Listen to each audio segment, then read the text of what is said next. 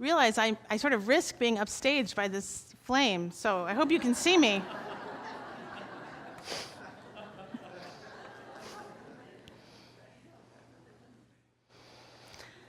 I do wonder if you have been feeling your way through the darkness. I wonder about the quality of your darkness. I mean, these are dark times. Am I right? Do you feel that? Is your darkness masking what you wish to keep hidden? Is it maybe sometimes a relief to hide within?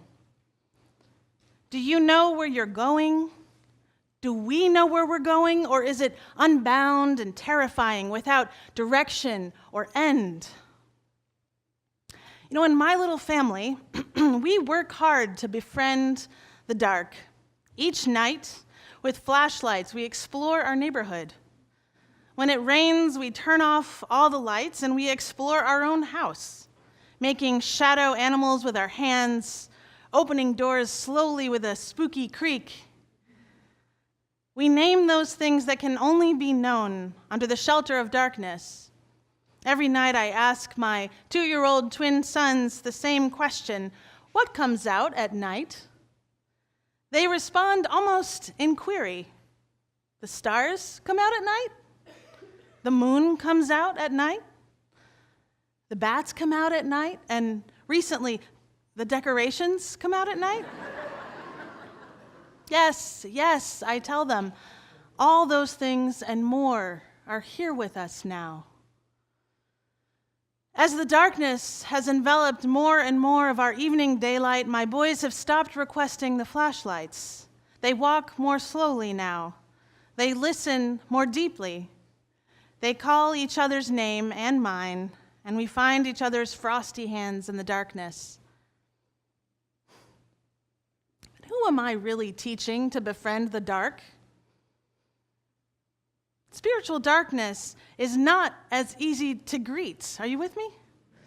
I am talking about the darkness of sitting with pain and never knowing if it will end. I mean those times when survival is up for daily consideration. You feel this? An isolated darkness, just you and no one else is able to ease or fully understand your suffering. This third week of Advent, these tenuously hopeful Hanukkah nights, I have been contemplating the 5th anniversary of the shooting at Sandy Hook Elementary School, when a shooter killed 26 people, many of them young children, in December 2012. Do you remember this? I've been saying these children's names and holding their parents in prayer for my small part. There is darkness that is hardly fathomable. We each have ours. For much longer than I have known my children, they were an elusive and often dark dream. As one of 4 kids, I always knew I wanted my own, more than I wanted to be partnered even, more than I wanted to make art with people, more than I wanted anything life had to offer. When I finally had all of my life plans arranged, I began my parenting journey. As Mary, mother to Jesus, and many of you in this room know, there are many phases to early parenthood. There is the aspirational family image inscribed on the tablet of your heart. The secret you hold in early pregnancy, the feeling of life growing within you or in your partner's body, just a divine little promise between you and life. I was serving a congregation as their director of religious education when I had my first miscarriage. I showed up for work at church for a newborn child dedication the day after I had my second miscarriage. I recruited religious education teachers the week I had my third miscarriage. Swiftly, I abandoned my previous image of my life, of who I was and who I was to become. We moved to New York City, where, among other things, I refused to offer my seat to pregnant women on the train.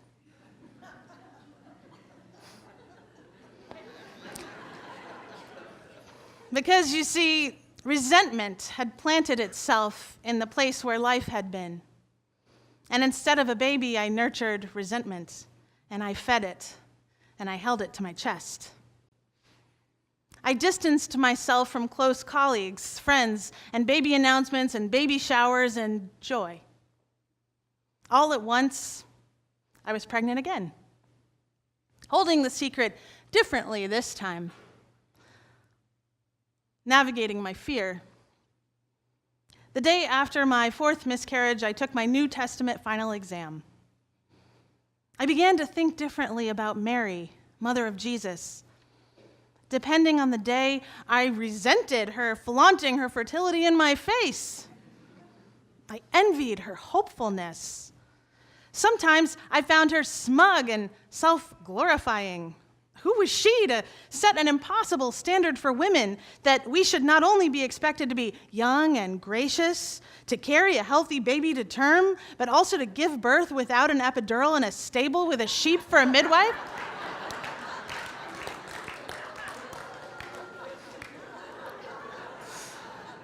It's crazy. Then the week after I had my fifth miscarriage, something else had died. The carefree girl who just knew everything would work out had been tried and found guilty of negligent entitlement and naivety. I had lost hope. I had been betrayed by my body, which was now a vessel for endings, incapable of beginnings. I share this story of my own darkness because miscarriage is a part of life, and yet we do not make time or space for it. Are you with me? Yes.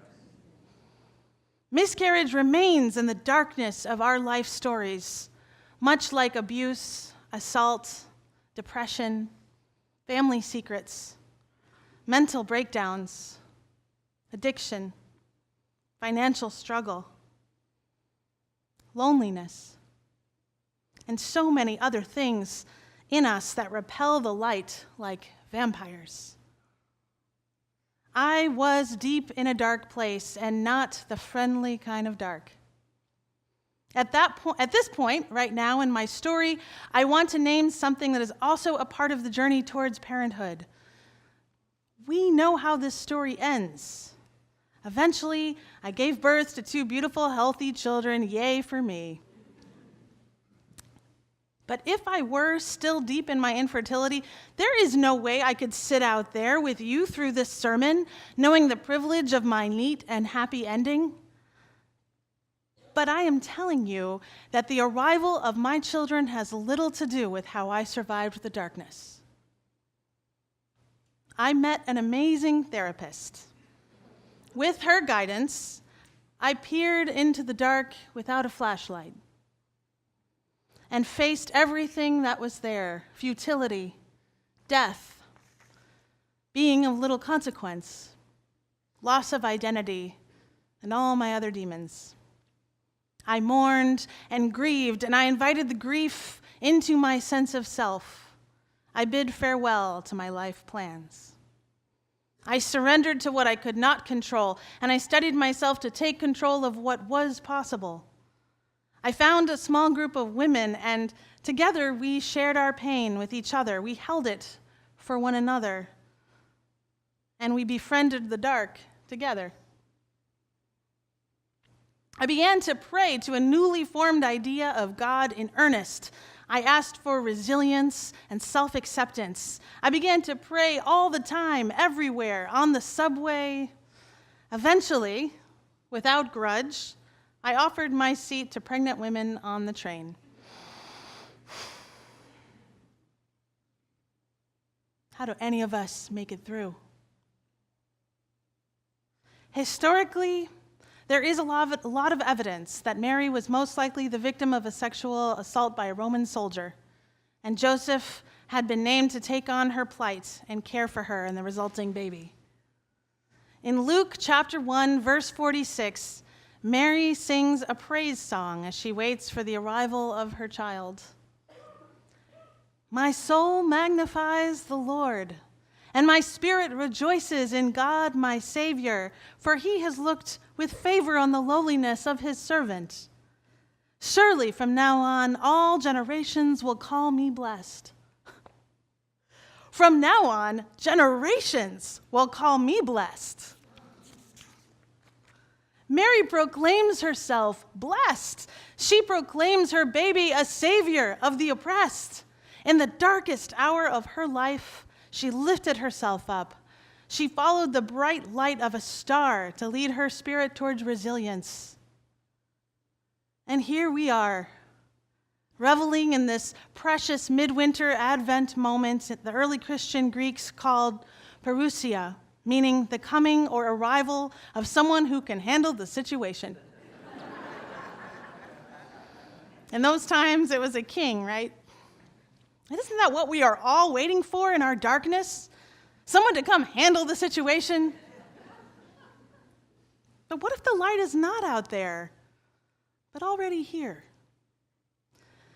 I think of another woman who, like Mary, gave birth to something that would change everything. I'm talking about Taryn Burke, the courageous, brilliant, barely credited Black woman who launched the Me Too movement and founded the organization Just Be Incorporated. As a youth counselor for Black girls in Selma, Alabama, where she lived, Burke found herself sitting across from a 13-year-old girl who told a story of sexual violence so harrowing that she, Tarana, was rendered speechless in response. And after the girl had left her care, she felt she had failed her. She was so disturbed by the girl's life story, she couldn't even speak the words she wanted to say. Me too.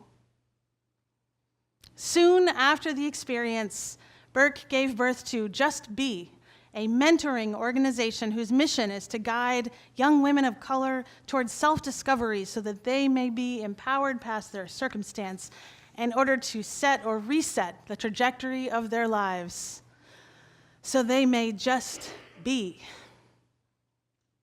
A decade later, a famous actress, Alyssa Milano, saw the power of Tarana Burke's light and shared it with the world through the social media hashtag #MeToo by suggesting, what if all the women who had been victims of sexual assault, violence, or harassment posted Me Too, we might get a sense of the magnitude of the problem. And here we are. Women across the world have claimed this light and added their own to its fierce glow. Have you seen this? Now, something that has been protected in darkness is being lifted up to the light, and this reveal has the power to change our cultural landscape. Do you feel that change? Women and men, too, are raising their lamplights, proclaiming their stories. Things cannot be the same anymore. We are, each of us, different now. Perhaps we find ourselves fearful of adjusting to a new power dynamic, or questioning our own deep-seated norms about behavior. You may remember from Luke's story that the shepherds were afraid when they first saw the light of the star. The power of resilient leadership is so bright, some of us may fear its potential to transform. Maybe some of us are quietly still awaiting our moment to shine a light on the opaque violence of power when it crosses the boundary of safety. Do you see what happens when women like Jesus' mother, like Tarana Burke, shine their loving lights, uncovering cataclysmic revelation? Do you see that? Notice where you are.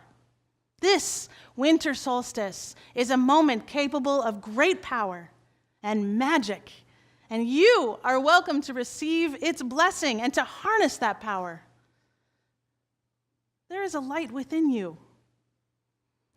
Perhaps it is but a spark or a tiny flame flickering in the midst of this overwhelming darkness. It is there. Now is the time for you, for all of us, to manifest our light. I do not know the quality of your particular darkness. I only know it is time to feel our way out in this moment of anticipation, the coming of the light. We, as Unitarian Universalists, believe we can be harbingers of light and bringers of light to our world. Do you believe this? Mary's power was her proclaiming herself the mother of a hopeful and salvific future. Tarana Burke's power was her creativity and agency to create a safer and better world for the black and brown girls in her community, and now, hopefully, the world. And my power was to befriend the dark and use it to heal. The longest night is almost here, my friends, and it is time to name your power. And so, I invite you now into a ritual for the return of the sun and the light to our days. Breathe in peace, but this time breathe out fire. Breathe in peace, breathe out fire. Silently name your intention for this coming season. Something you will do to generate light. It could be a personal intention, or it could be an intention for your community or the world. Make it more clearly defined. Keep it brief. One thing. Envision in your mind's eye yourself fulfilling this intention. See yourself doing it.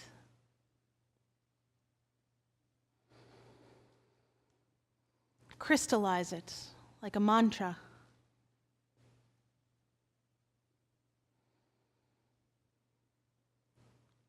Some of the women-empowered women shared their intentions. Make relatives was one. Spread peace. Welcome prosperity. One or two words works best. You have a candle. Some of the women-empowered women will light their candles off of this central flame. They will pass, not yet. They will pass the flame to you, and then you will pass the flame to others on your row. As you receive your flame, say your intention out loud. Repeat it. Say it again, and say it again after that, and repeat it again, and say it louder and louder. You don't need to hear everybody's. We will create a din. We will allow our intentions to fill this space, and after we have filled this sanctuary with our sacred intentions, then we will begin to bring it back down. Go forth.